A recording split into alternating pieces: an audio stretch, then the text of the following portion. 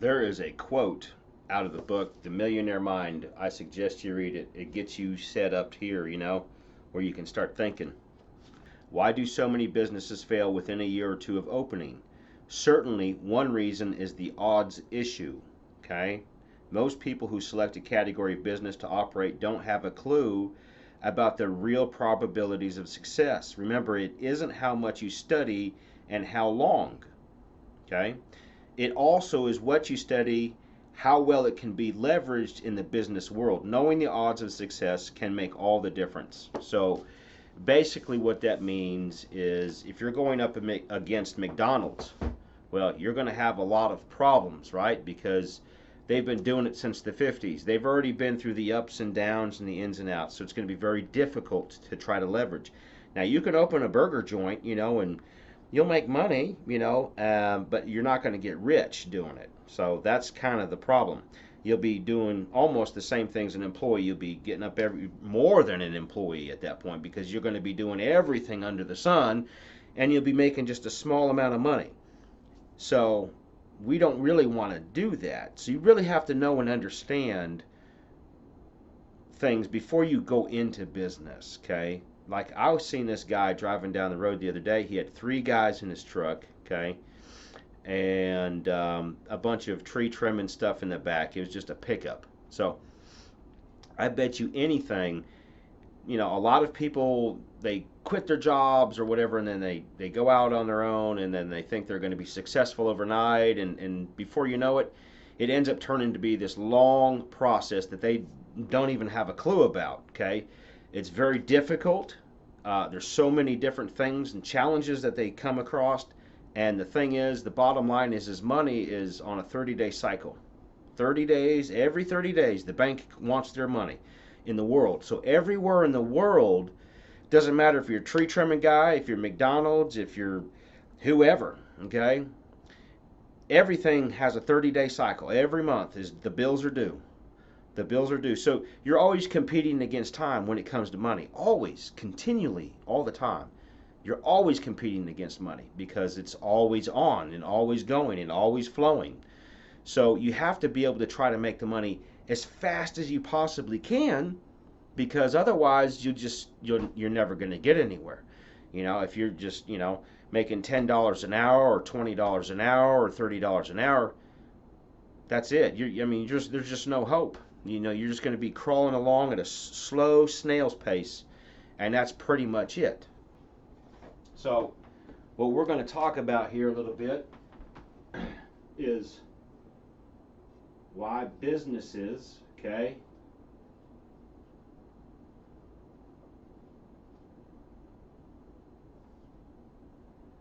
fail. Okay, so when businesses fail, okay, there's a few different things going on here. Okay, for one, okay, lack of knowledge, right? Okay, lack of knowledge, okay, of their market.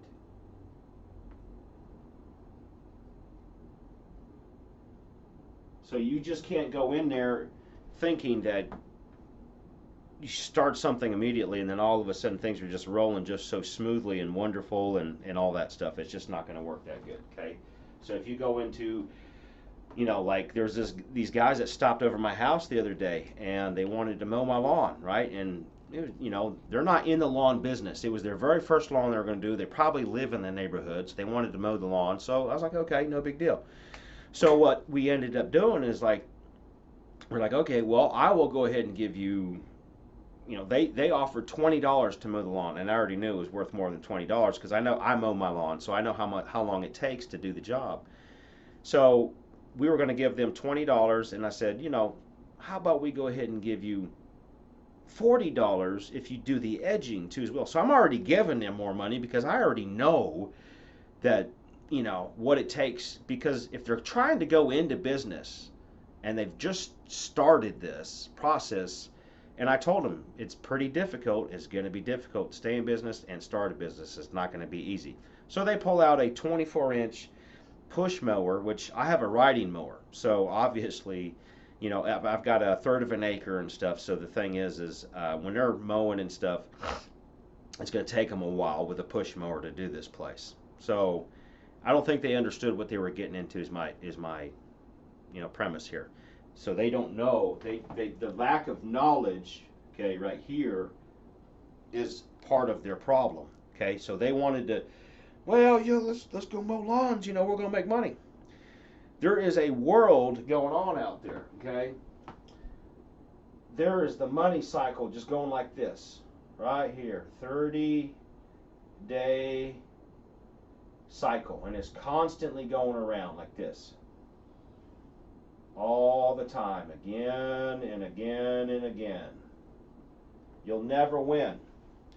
You've got to be able to freaking make money faster or equivalent to this 30-day cycle, because every 30 days it turns. So these guys are out here with a push mower, okay, and when they pulled it out, it didn't even start.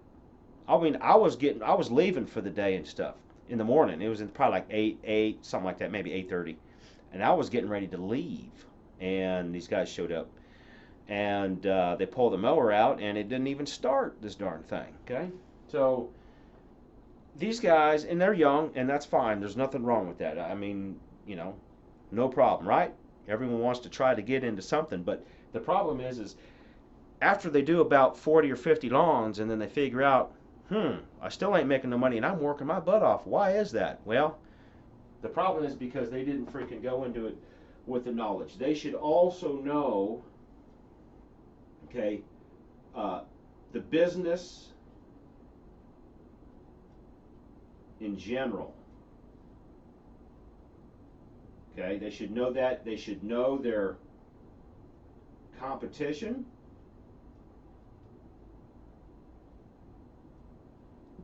Okay. They need to know that. They need to know these basic things. These are just basics, okay?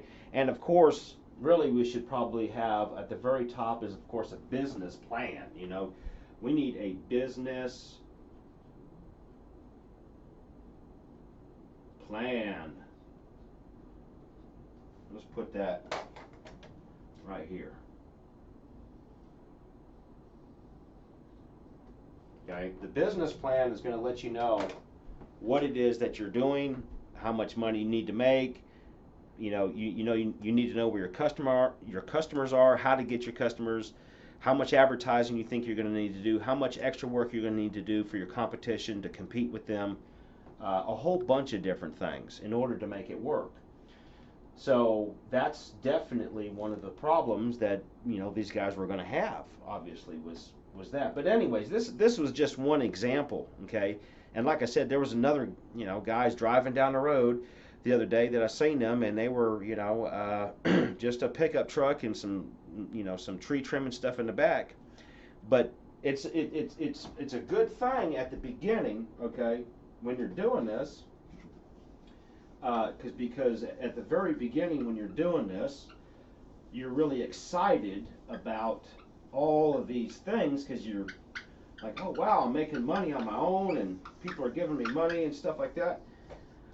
But you don't realize and understand as you go down, so let's say you're in business for a year, right? So year one, right? And you didn't make any money or whatever, okay? So you made $0 basically. So in year two, you made like, I don't know, say $100. Okay?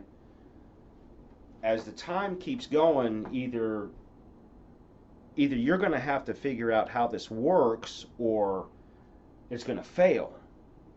Most businesses fail within 5 years. All right? Because they did not create a business plan. Okay? You have to know what it takes. If you're not willing, here's the thing, if you're not willing to put the sweat equity into a business, you better have a lot of money to put into that business. Okay? And that's why the internet is so appealing, because it's just, there's so many different things that are different between a brick and mortar style business and an online business. It's night and day difference. There's some similarities because business is business. There's transactions being done. Both still take time, but there's a lot less moving parts when it comes to an online business, okay? So let's go ahead and get rid of all this here.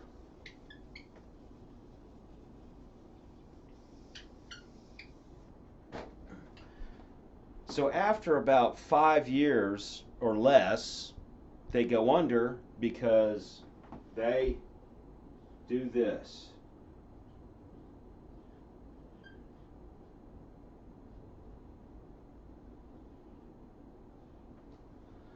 They give up. Or they go in the hole.